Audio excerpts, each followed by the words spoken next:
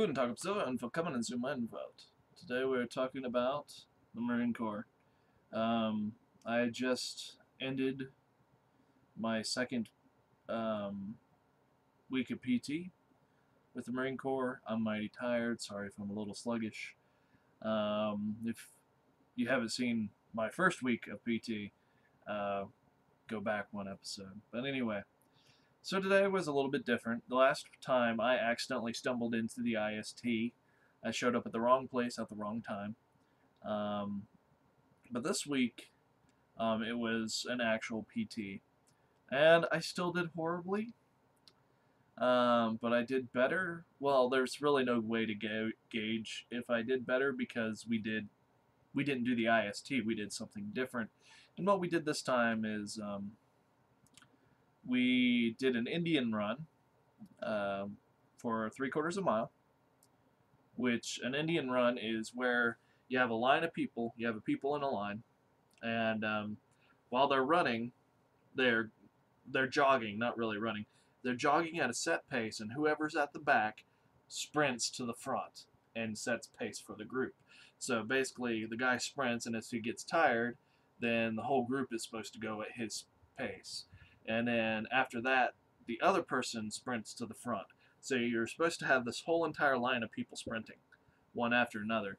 And that's supposed to, the way I thought of it is similar to how one of the pulleys taught me how to run last week. Last week where he was telling me to pace yourself by walking 50 steps and then running 50 steps. This is kind of a way of doing that where essentially you're well, if we were walking, it would have been walking, but you're jogging for as many steps as it takes for someone to sprint a length of people. So it ends up becoming more of this whole you're really sprinting less than you're jogging. And this seems to me like it would be an excellent way to build up your run speed because you're getting your normal jogging down, but then you're also adding a sprint into it, and that's supposed. I can see how that's supposed to make your run times a lot faster. Unfortunately, that doesn't work too well when you have somebody who can't jog the entire way, which was my case. Um, I felt bad for it because I can't jog 3/4 of a mile. I can't jog that. I can't jog it. So I felt bad for the people behind me, and it was just difficult for me. And I slowed them down, but it was interesting because me slowing them down caused them to exert a little bit of a different type of thing because then they're just running in place while going forward slowly. And for some of them, that was kind of tough in itself, which that will kind of prepare them for boot camp because the same thing happens in boot camp because they're going to run you until you're tired. And then you're running at this awfully slow pace from what I've heard. You're running at this awfully slow pace, which a lot of people can't keep up with. So they got a little bit of experience with that because of my inability. But anyway, I puked 3 times during this event because I decided to eat uh, maple syrup oatmeal, which the pulleys were able to determine what type of oatmeal I ate based off of its look and smell, which is horrible. But anyway, but yeah, but I didn't puke while running, which was nice. I puked while doing push-ups because I had to pull my abs in to do the push-up, and that movement caused me to vomit, and I vomited again whenever we did planks later. But basically, what we did is we did an Indian run for 3/4 of a mile. Then we did jump lunges, where you jump up and then you get into where you jump up and then you stop in a lunge position, and then you jump up and go into a different lunge position, and you just keep lunging, doing lunges and jumping. And then we did jump squats, which is jumping, squatting. Okay. Okay, then after that we decided to do push-ups. That's where I vomited. Then we did crunches, which I was okay with. I did 30. I could have done more, but they did 40 and I did 30 because I was taking too long. Um, and then after I did my 30, we we did flutter kicks. No, we didn't do flutter kicks. We did leg raises where you just lift your legs like this. Um, and that was okay. I did fine on that. But whenever we did, then I think after that, if we didn't already do the push-ups, I think we did the push-ups earlier. But then we did planks, which caused me to vomit again because, again, my stomach needed to hold tight. The goal was to hold plank for a minute. I could only hold it for like 10 seconds at a time. I was out of shape. I did 3/4 of the lunges that everybody did. We were supposed to do 20 lunges, 20 jump squats. Only got half the jump squats. So I'm performing a half to to 3/4 of where I'm supposed to be. Is basically what I learned from the day. I'm operating at 50% of what is expected at me. Well, between 50 and 75. So let's say 66%. I'm 66 of what I'm supposed to be at. 66%.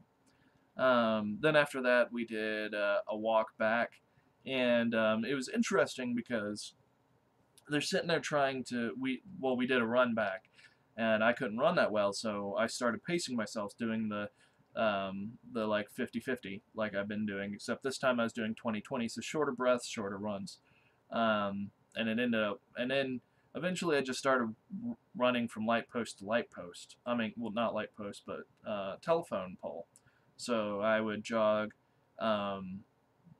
like I would walk a little bit past a telephone pole, um, then I'd run to about a third point, then I'd walk to the halfway point, and then I'd jog the rest of the way there. And I did that. I think 4 times until I got to the end, and it was funny because at one of the points in time, well, this whole time they're trying to motivate me.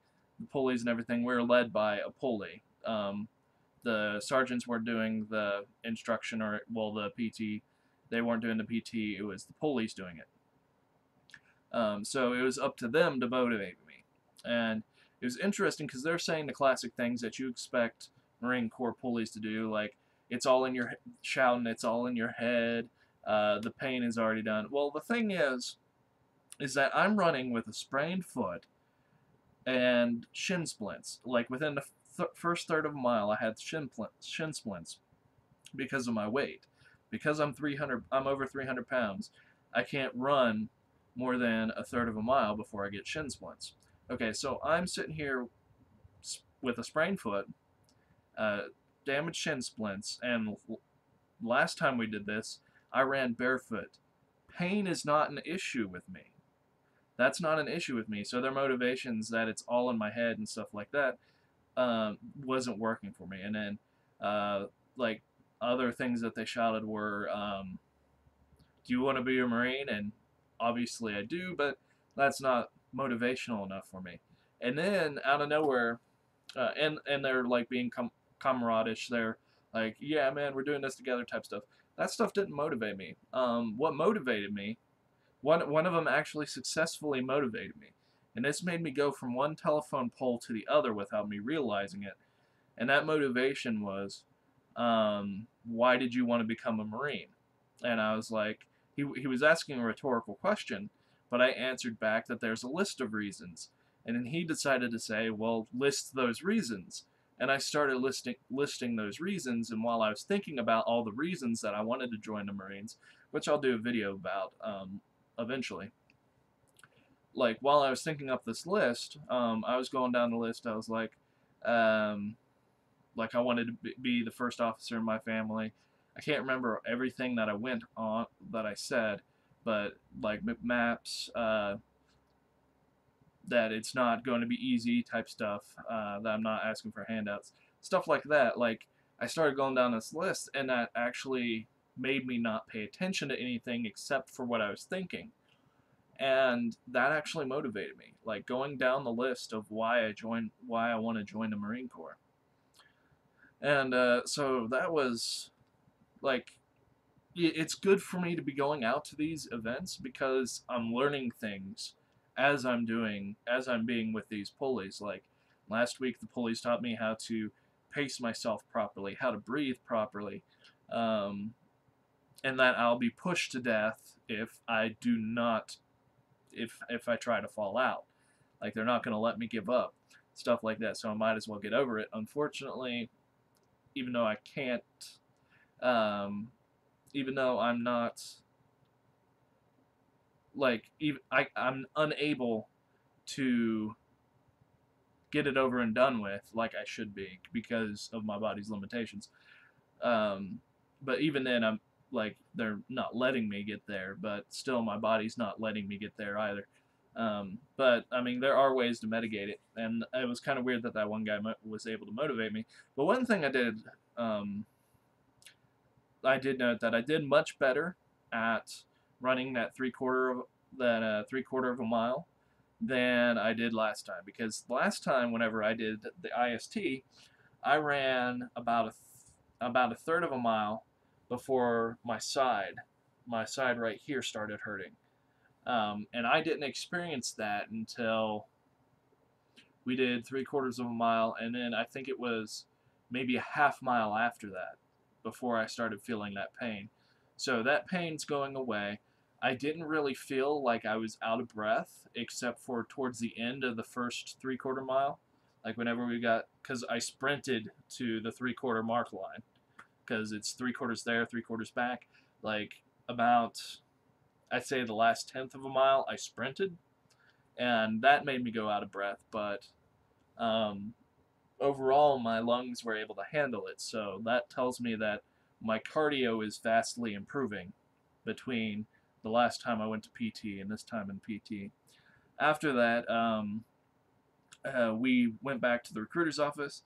Um, at this point, I was kind of getting a little antsy because I was supposed. We arrived there at 10. I arrived to go to PT at 10, and we didn't actually start PT until like 10:30.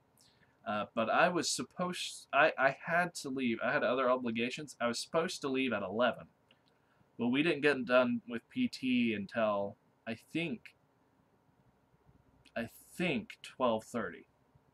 It might have been 11:30 or it might have been 12. Somewhere between 11:30 and 12:30 is when we actually got done with PT. Um, and then, so I'm already late. I was supposed to go help at a math field day for the school. I was supposed to, like the school that I go to, I was supposed to set up an event, help set up an event. Like if I was supposed to set it up, I would have been at a moral dilemma whether to go to PT or to go set up that thing. But I was just supposed to be an assistant. And but anyway, after we got back, it's 12:30, and then we went over our general orders. Okay, so but at that time, I wasn't even thinking about like leaving. Like during PT, I was thinking, man, I probably should leave and go to what I was supposed to do. But once we got to going over our general orders, um, I didn't have much of an issue with that. Like I actually stayed and I was paying attention, 100% paying attention to what I was supposed to be doing, and it was pretty cool. And then I sat there and I talked to the recruiter afterwards for I think about an hour, and it was pretty interesting because I came up with very specific questions to ask him. Like one of them was I found a number to the MOS school that I want to go to. Well, not that. Well, I want a specific MOS, and I found the school for the MOS. And I was wondering if it'd be okay to call them, and I asked him that, and he was like, "No, you don't call your MOS school. That's like the guy who shows up at boot camp his with his own personal bot utilities, or Charlie's or whatever." Okay, so that was the bullet dodge there. And then I started asking him about like what's college. Apparently, um, in order to get to E2, this is actually kind of important. In order to get to E2, um, while in boot, like you start out E1. E1 is a private. E2 I think is private first class, and then you have corporal. No, you have lance corporal, then you have corporal. So that's E1 through E4. Okay, so in the Army, depending on your college credits and everything, if you have a bachelor's degree or whatever, or a lot of college credits, or a technical school specialist, you can graduate from boot with E4 as an E4 specialist. In the Marines, they do it a little bit different. Okay, so if you're in the Marines, okay, your standard thing is that you're going to be an E1. Okay, if you have 15 college credits, you can go in as an E2. Okay, now the highest you can go in boot camp is E3. And the way you achieve E3 is by either being an Ironman, which means that you have a perfect, you did the best in all the physical things that you needed to do. 100% best physical. And then there's the honor grad, which I don't specifically know exactly what honor grad is, but I know that you have to be a squad leader or a guide and be like the best squad leader slash guide. You have to be you have to get that recommendation. Okay, so the max that I'm going in for is an E2, and I let him point that out for me. And then we went over things like I'm not like it's bad to say that you're a special case, but I'm not really a special case. But I went to college for 8 years before thinking about joining the Marines, and this presents a special dilemma for me because I was I had this idea that I asked him, well, can I do one term of enlistment, then go into IRR, which is individual reserve readiness, which you do your 4-year contract, and then you do 4 years where you're civilian, but they can call you back in at any time, which is different from the normal reserves, because the normal reserves you're doing PT and monthly things, but whenever you're in IRR, you won't really do anything. So I was wondering if I can do my 4 years of enlistment and then do 2 years of my IRR and then re-enlist. And now the problem is that once I'm done with my first enlistment, I'm going to be 31. And the chances of me re-enlisting after I've already been out are slim to none. Now, he didn't say that's guaranteed what's going to happen. He told me to talk to a re-enlistment recruiter, which there's a separate recruiter for people who've already gone through an enlistment. He told me to talk to, whenever it comes that time, to talk to a re-enlistment recruiter to verify it. But he told me that pretty much he felt that my chances of going back in since I'd be 31 after being out were pretty slim. And I'm going to take him on his word for that. So that kind of ruined my plans of doing an enlisted term, getting my master's, going back to do my B-billet. Another thing that I learned is that you have to have 8 years minimum as enlisted before you can become a warrant officer, which I didn't know about. I thought I could just do bum rush to sergeant and then do my B-billet and then immediately become a warrant officer, but that's apparently not the case. And he told me that you pretty much have to have a near perfect PT. He didn't say that, but he implied that you have to have a near perfect PT in order to become a warrant officer. And he was going to be a warrant officer as well, but he kind of was researching this on his own and was sharing it with me. But it was kind of interesting. And then I got to learn about MCMAPs, which was pretty interesting. Whenever you graduate boot camp, you have your tan belt. Like, MCMAPs is a martial arts for Marines. Like, every Marine is taught martial arts, and it's a mixed martial arts. Like, it has some Brazilian Jiu-Jitsu in it. It has some karate. It has some other things incorporated into it. Except, unlike sports MMA, like, this is actual martial MMA, where you're taught to do eye gouges and stuff like that. That actually makes a lot of sense, but, I mean, anyway, so that's incorporated into the program. But anyway, it has a belt system, which is, I think, tan, gray, green, brown, and black. I think that might be it. But anyway, so it sounds like if you it sounded like I was talking to one of the MCMAPs instructors, and it sounds like in order to get the gray belt, like you get your tan belt out of boot camp. As soon as you get out of boot camp, you get your tan belt. Okay. Once you get to um, Lance Corporal, well, up to Lance Corporal, the instructor will let you get a gray belt.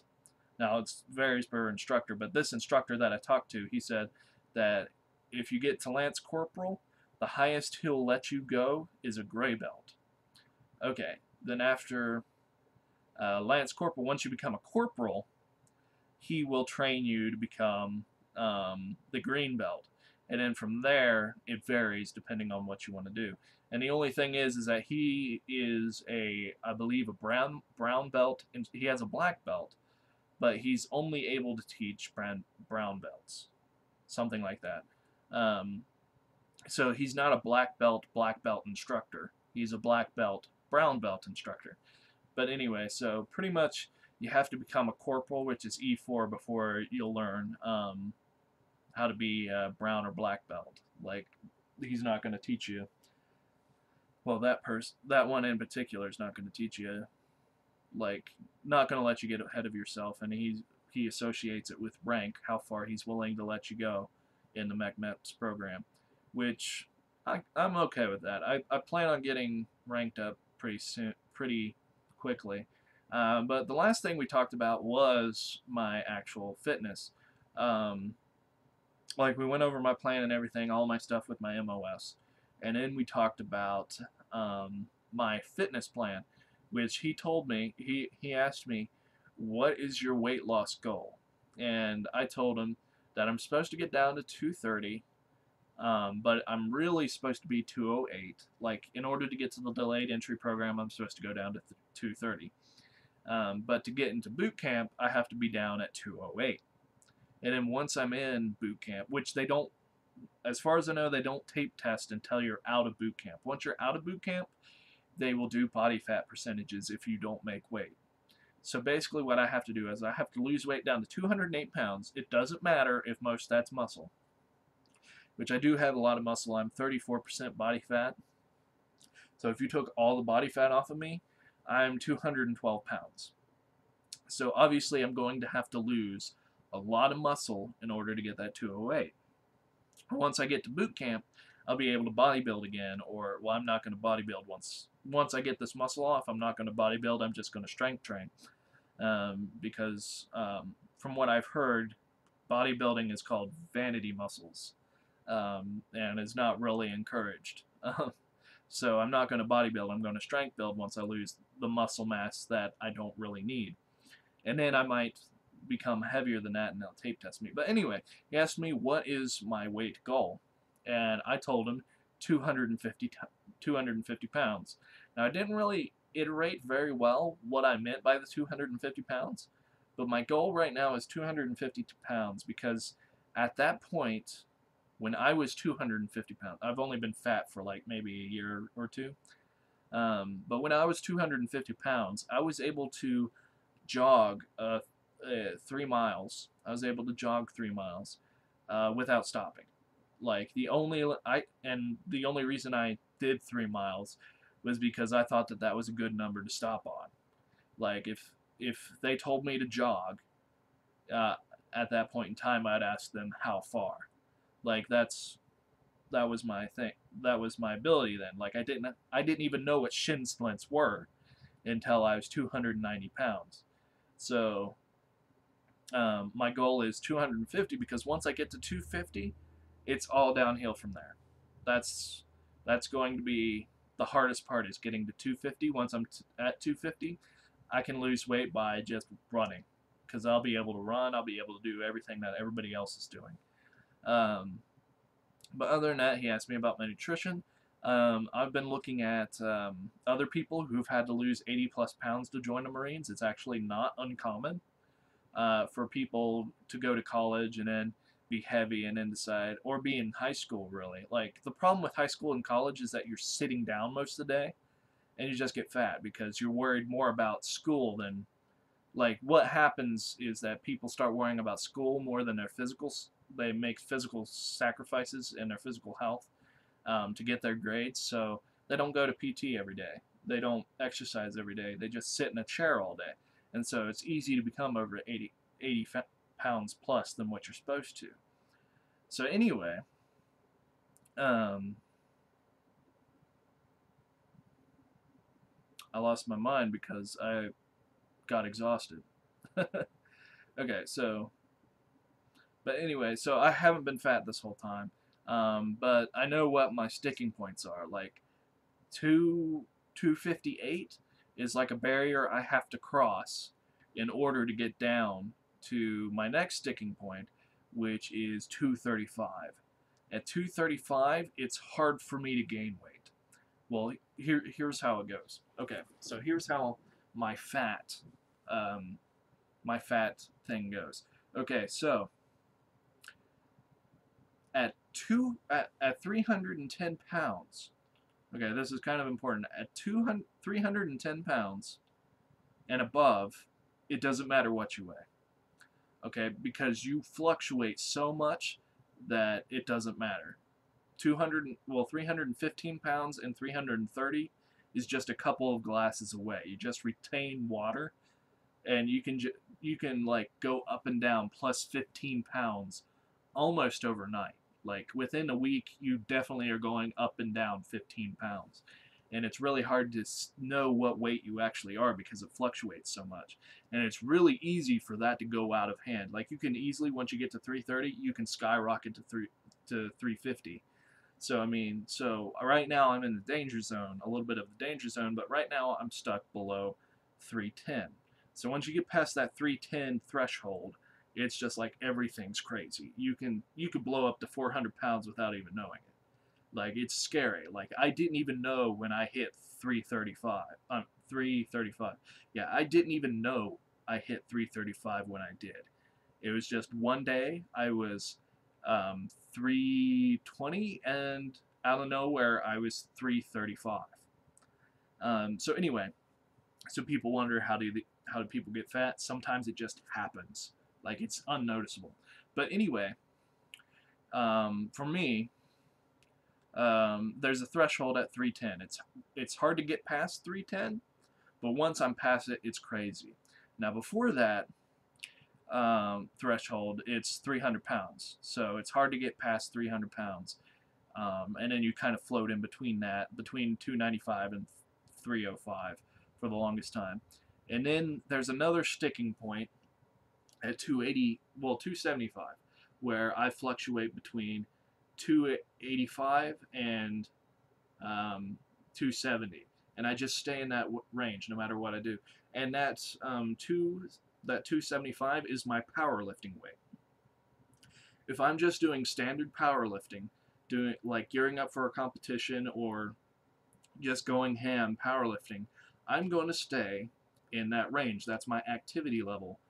That will put me at that weight. Like no matter how much I'm pushing in powerlifting, I'm going to stay about 275.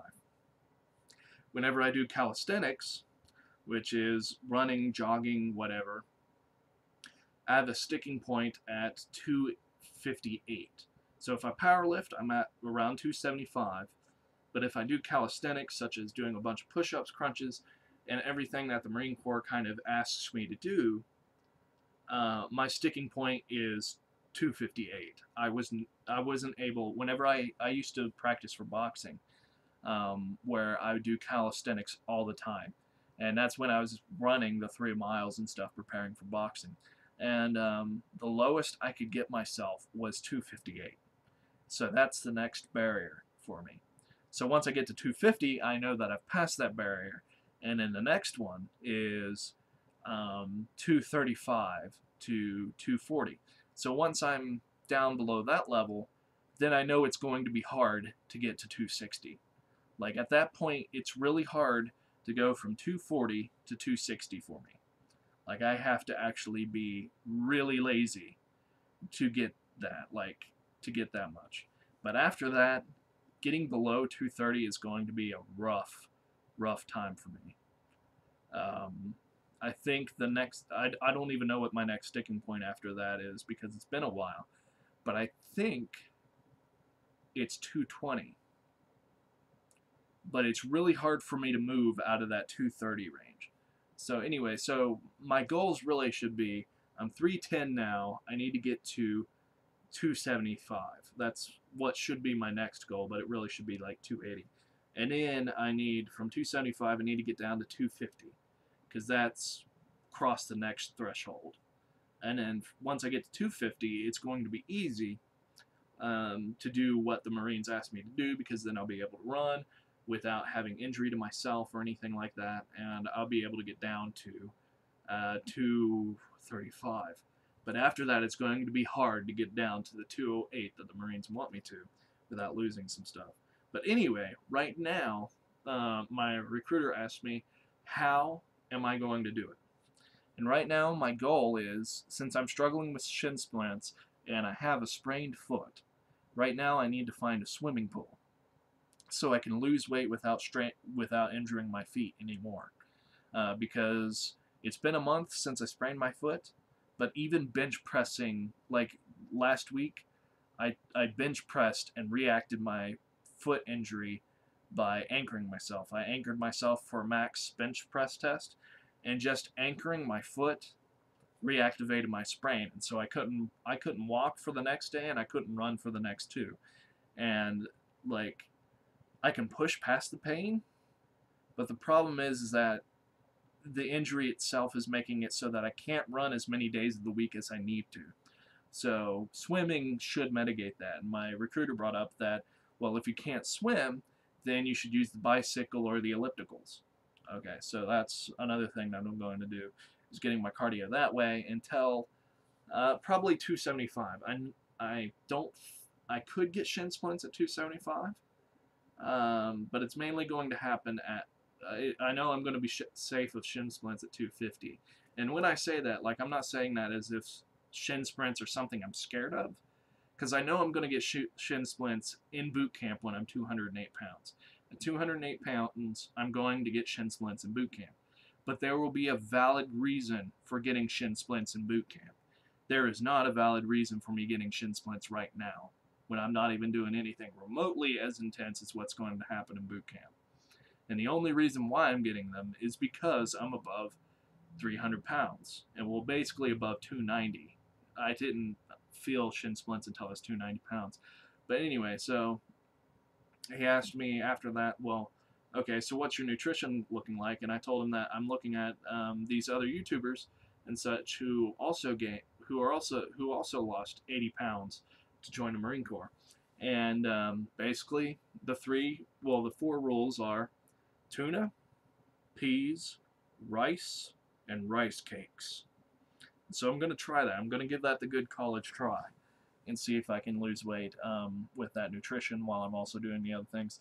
And I'm pretty confident that I'll lose the weight. To me, the weight is just a speed bump. My only problem is McMeps. Well, with MEPS, not McMeps, but MEPS is my only fear, because weight is a speed bump. MEPS can actually become a wall, like become an actual obstacle, and my only other obstacle is my foot injury right now. But anyway, that's all for this video. I see that it's gone over 30 minutes, but anyway, that was my experience with PT and my second experience with the recruiters. Anyway, till next time, auf Wiedersehen.